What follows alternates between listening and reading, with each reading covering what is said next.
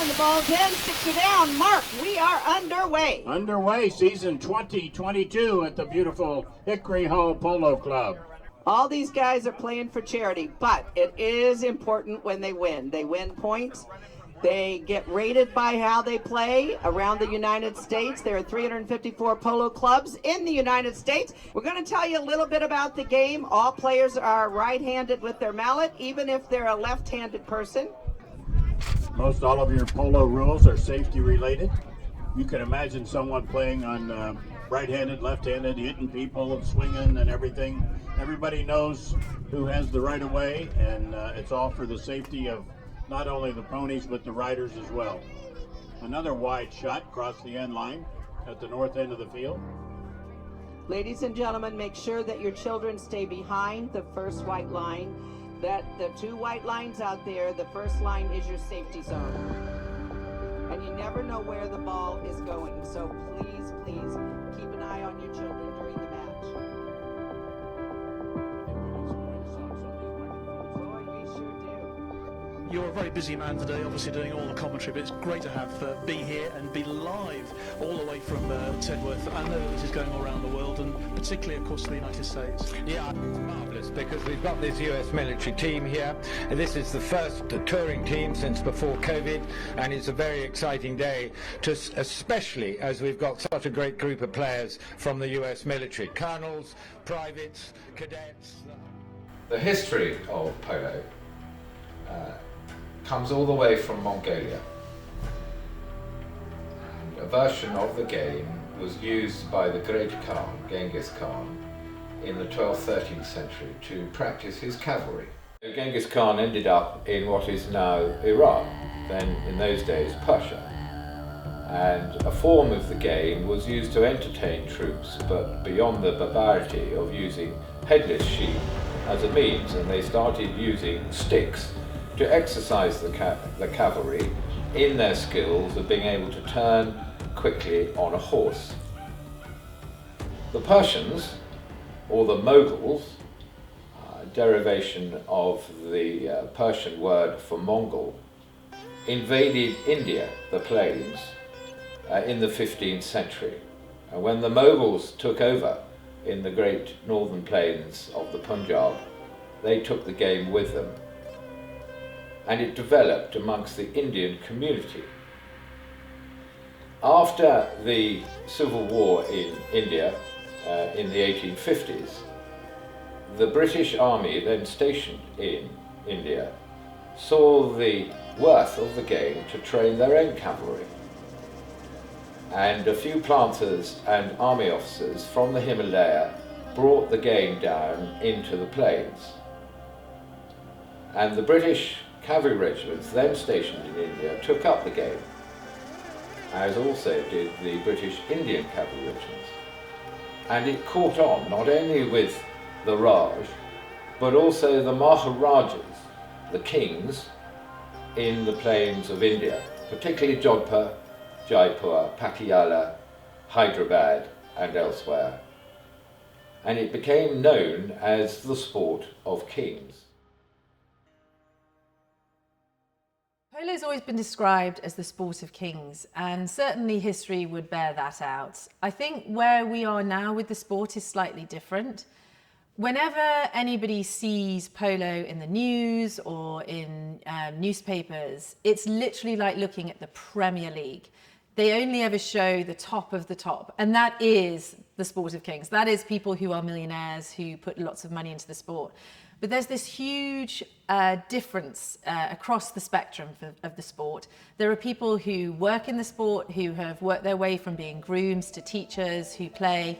There are people who have probably equivalents of a golf membership, who have 1 or 2 horses. There are people who have come from money and have always played polo and have a number of horses.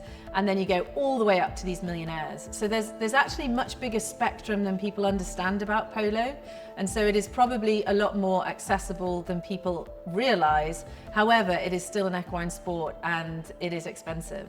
So I think it isn't fair to say it's the sport of kings to everybody, because I think it puts off a huge amount of people who could afford to pay for themselves. It also puts people off from building their careers and working their way up and working with horses.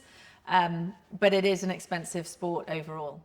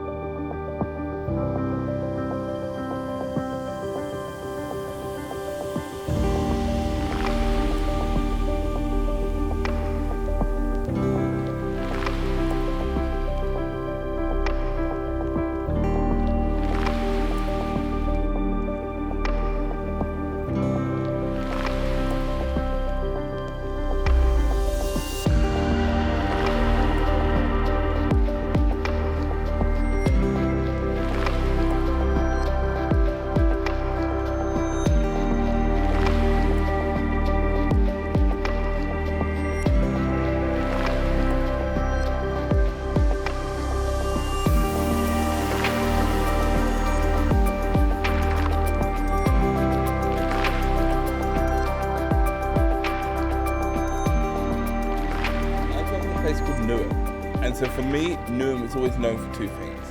One, being hugely culturally diverse. Big Indian, Bangladeshi, Pakistani, Afro-Caribbean, African, all of those cultures coming together. It's also for me known as one of the most crime-ridden places in London. And so there's always that tension in the air of new cultures, new ideas, and seeing those clash. And that's really the environment that made me, right? Is that constant energy, but also that constant tension. And it's a place I grew to love.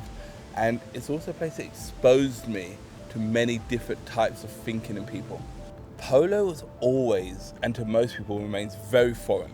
And living in Newham, we've never heard polo, we never saw horses. It was just a different world. But my favorite subject, particularly when I went to secondary school, was English literature. And that's where I first got exposed to American writers, the Fitzgeralds, the Hemingways, the Gertrude Steins of the world. But Fitzgerald, particularly The Great Gatsby, that's the book that changed my life. Equally, that was also the book where I first exposed to polo and the sport of polo.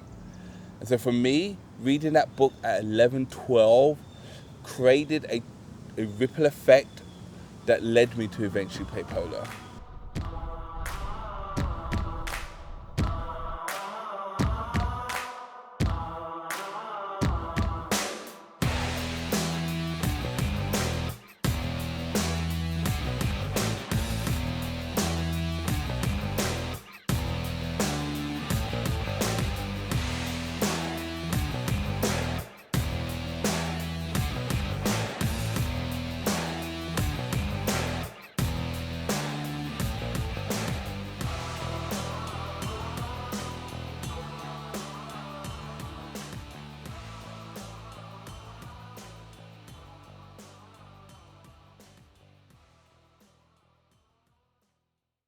My introduction to polo was through the rich and the famous. So it was through The Great Gatsby.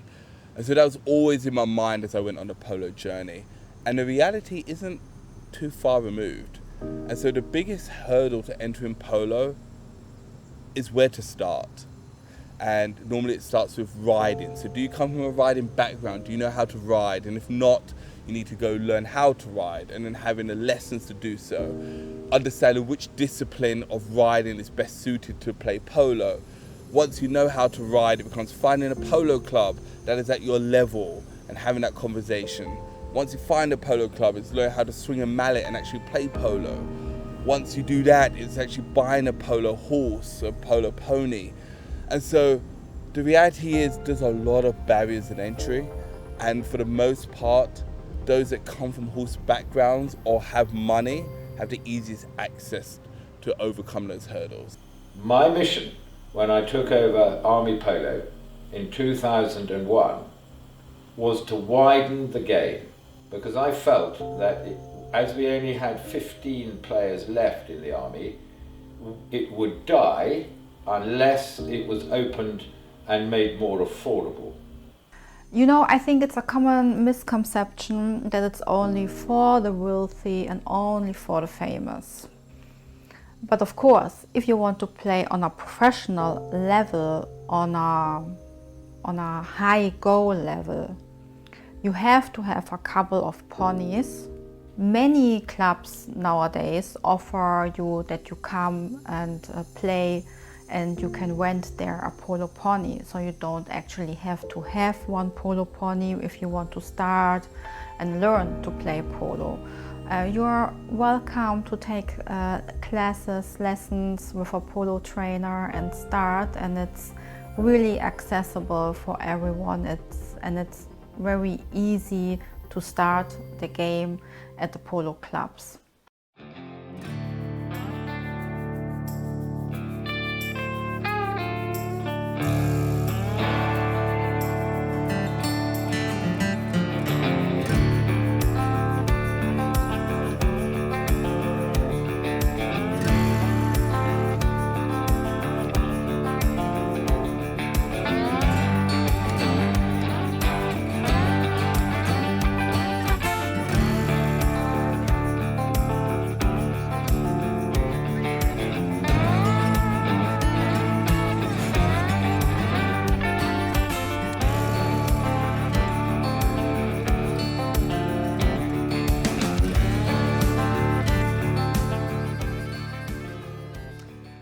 Power of Polo is about using polo as a sport for change. It's about giving people the opportunity who may not get it because of their disadvantage socially, economically, from a health perspective, provided they're fit to play. And it's really about giving those people an opportunity to experience something that they would never normally experience, to understand they can do something they possibly thought they could never do, to have acceptance in a world that they may never have thought that they could have acceptance in, and ultimately to change their life. And our strapline is change your line. So the line of the ball is one of the major rules in polo. And so that's why our strapline says change your line, because we want you to change your life after this experience. I just want to spend 1 minute, sorry, not 1 minute of each person just sorting their trot out. If I could just spend 1 minute, we can get it sorted. Okay. Right, okay, are you ready? Right. Doing. So you go like that. Or even if you go like this. No. Why? Because I'll fall off the horse. You're not going to fall off the horse. Okay, guys, listen up. You're going to spend a bit of time with James just for a second and get warmed up a little bit because it's a bit cold out here. All the horses are standing, getting a bit fed up. So we're going to get them all moving. I'm going to take you one at a time, okay? Because I'm just going to sort this trot out so everyone knows how to trot and rise their trot. Because you're going to find it very uncomfortable otherwise carrying. If I can just spend 5 minutes, well, not even that, 2 minutes of each person, we can quickly get it sorted. If that's all right. But I'm going to do it individually. It's just easier to do it individually, okay? You're up first. You ready? Come here. You stood out here looking like you want to go. Let's go. I think it is a fantastic thing when polo is opening up to the youngsters also in the cities. And as you can see, for example, in London, where we have the Ham Polo Club, the London Polo Club, it's only like 25 minutes, 30 minutes from London City, so it's really not far. And I think this is a fantastic example that when you are living in a big city, yes, you can still go to a nice polo club and play also as a kid, you know, kids, teenager.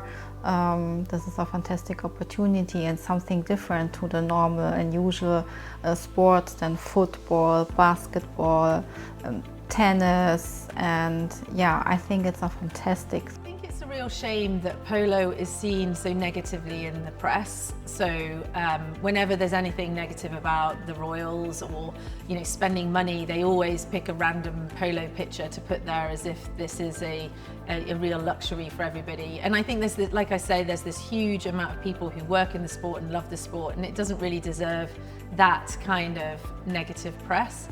I think what we do is we really want to use polo as a sport for change and show it for the beautiful, wonderful sport that it actually is. So people who experience it will understand this great value that they get from it.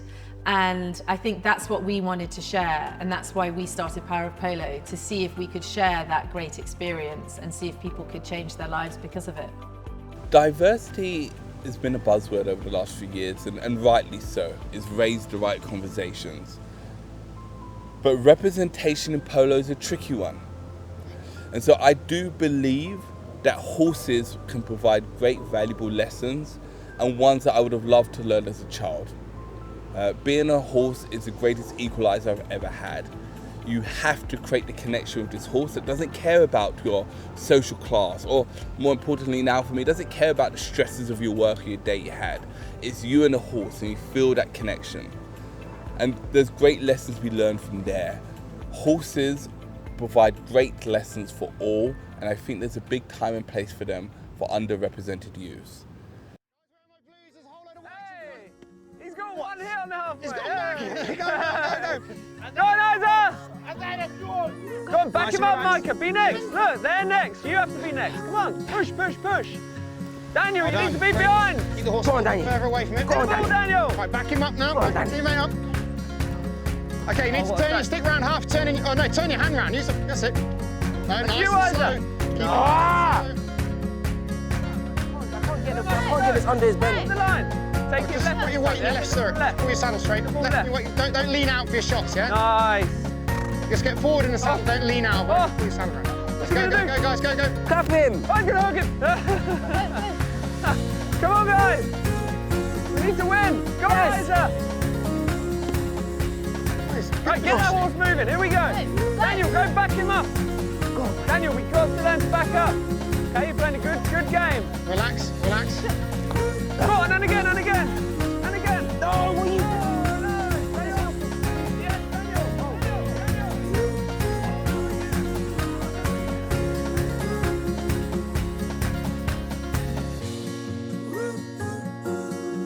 I started Power of Polo after I was having a pretty difficult time in my life, and my sister bought me a polo experience because she knew I always was fascinated by the sport, but never had the confidence to go out and play. So this is in my 30s.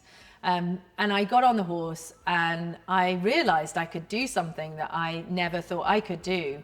And then I started having a lesson. I could have one lesson every 1 or 2 weeks, and I started to progress, and it was really hard work initially, but I realized there was this amazing place for me, not just because of being on the horse, but being able to be part of a team and socially be accepted by a lot of people that I might not have been before. And so at the time I was working in the HIV field, working with a lot of young people living with HIV, and I wanted to share that with them because of the deep challenges that they can face in their life, and sometimes they don't realize how special they are or valuable they are, and I felt that this would help. So that's where I came from. But then I always remember being in Africa, in Cape Town, at a youth centre, and realizing and looking at these young people, realizing that this was not about whether you had HIV or not. This was about being a young person who didn't believe that they had a chance to do something else. And they genuinely didn't believe in and have that aspiration. And so that's why I wanted to start the charity. And then I also worked with some veterans who had their own challenges, from changing their life from a very active life in the army and often being discharged through physical health. And so that is where we started from, and then we've been working ever since with charity partners.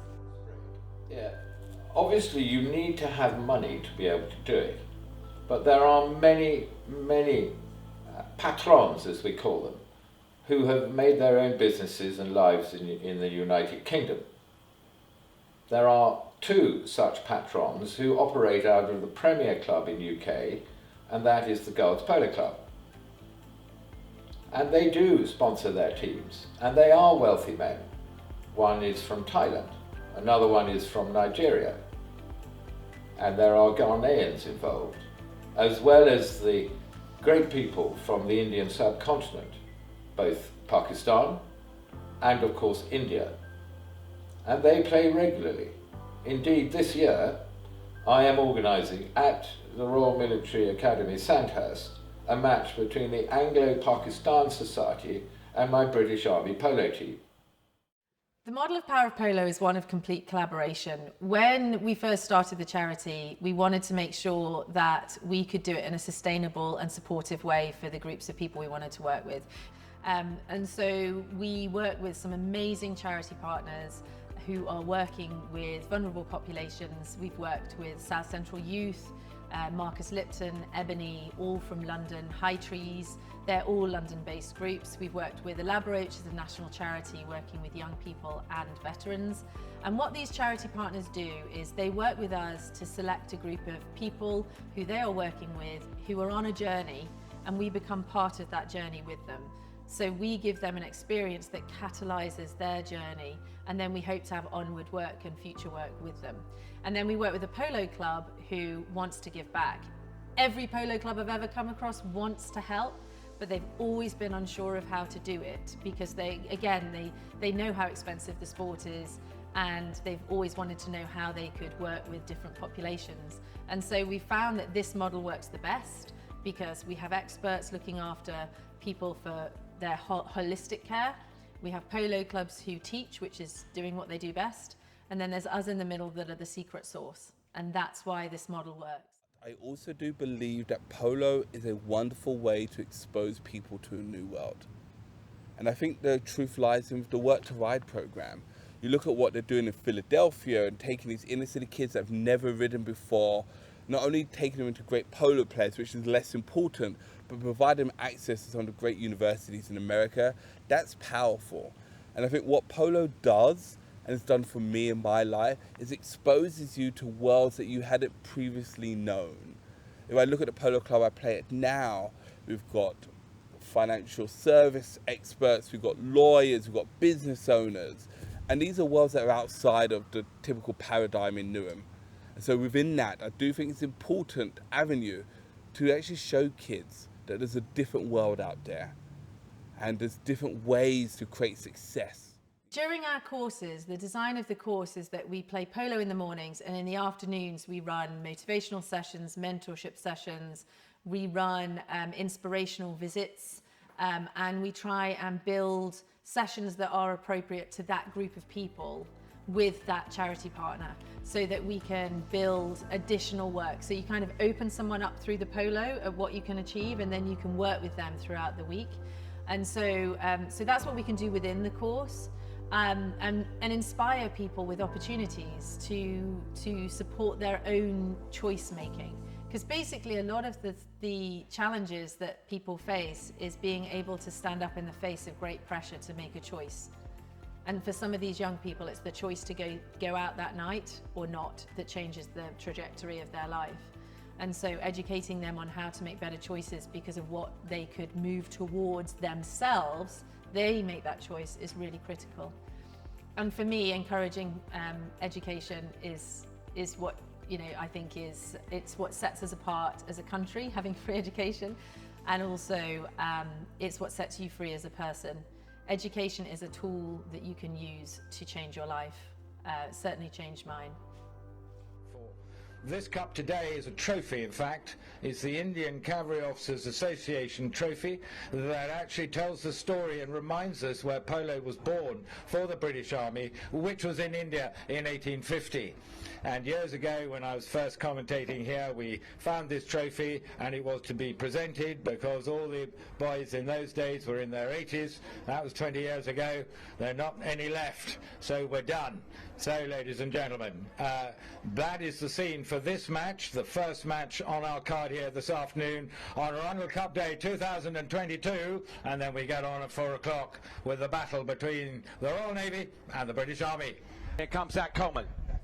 Chatting to his father earlier, he said to me that they'd missed their chances and now they've got an opportunity. I wonder, they're going to have to be careful now, the armed forces. Here comes Zach Coleman. Well done, Jonty Barley. Jonty Barley, that was a great bit of work by him, but it's going to be returned by Alex Jenkins. Good bit of work. Now, who's going to get there first? Who's going to get there first? And there is the ball, and it's a great goal.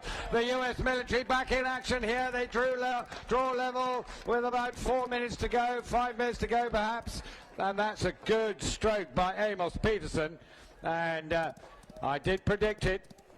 And so did Zach's father when I spoke to him at half-time. 5, plays 5. So here we go, Paddy Self stretches his arm as is his habit. And again he launches that one, it's going to go right over the top, and what a goal by Paddy Self. Polo attracts people because it's fast, it's different, it's gladiatorial.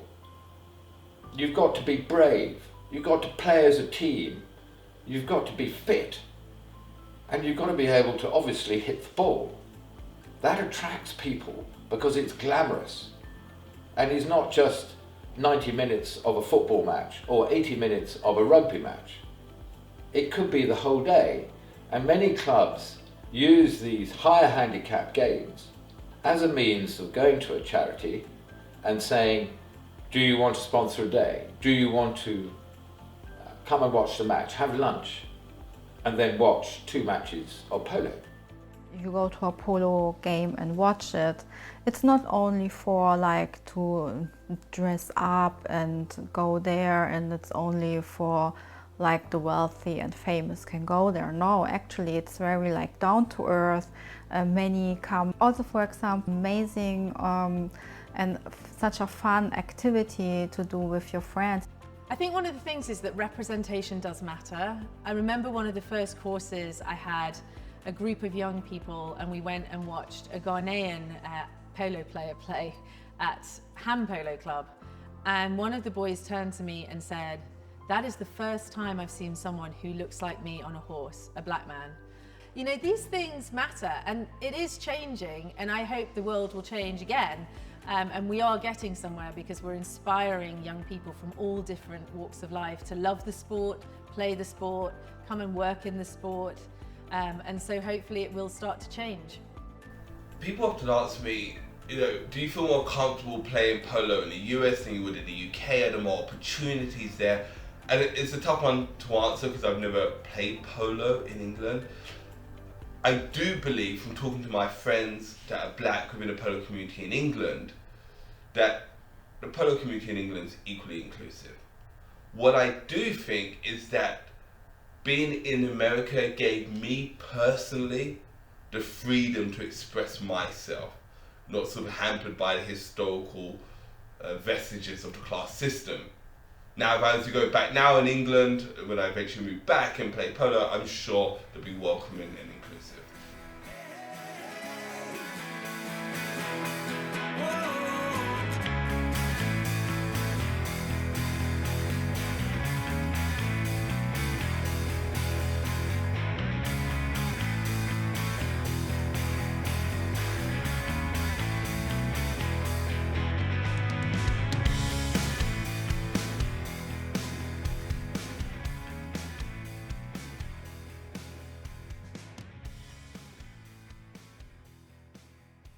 The vision for Power of Polo is to be a national charity that reaches all sorts of different groups of people who are vulnerable, who need our support and who need these opportunities. So we're nowhere close to being where I would love to be. What we are doing at the moment is we are successful in running residential camps that we've run with a number of groups of people. And I really want to build those and work out, what does that program look like? Is it a one residential one time? Is it 2 times? Is it 3 times that we look at what people need? You know, we're going to work on this with our charity partners to interrogate what that really design looks like. And then another thing I'm hugely passionate about and want to gain sponsorship for is a scholarship program. I came through the state system. I saw so many clever people, cleverer than me, fall by the wayside as I rose up and through my education and my commitment to education, and got a career and a job, and was able to pay for my own horses ultimately, although not till a lot later. And what I'd love to do is to work with young people who are smart in school, in these deprived areas, who may not have the right support from parents or school to realise what they can achieve. And I think that polo could really help open their eyes to what they could achieve. I think I think it could create a network for them of mentors and opportunities that could really change their life because they can change it themselves. And so that would be where I'd start with young people. I think there's so much more around different populations, cancer survivors, for example. You know, that's a really tough journey. And so many other areas, domestic abuse, the asylum seekers. I think there's a place for polo in all of these situations. Who knows? Sky's the limit. I watched a Channel 4 documentary on polo in the 80s, and everyone looked the same, everyone sounded the same, and everyone came from the same backgrounds. I look at my polo club now, the ages range from 17 to the upper 60s, I won't say the actual number, from different professions, different cultural backgrounds, different experiences. And so polo's changing, and I think it had to. Polo was dying, and there was a need to expand its reach because it's a beautiful sport. It's one that's exhilarating, exciting. And I think where we are now is that polo said, like, hey, we need to expand our audience to people that love horses, love adrenaline. And we're on that journey, and it's exciting. I'm one of many black polo players in the world, and there'll be many more after me. So it's exciting times. Where there is polo, there is fun, there is diversity, and there is respect.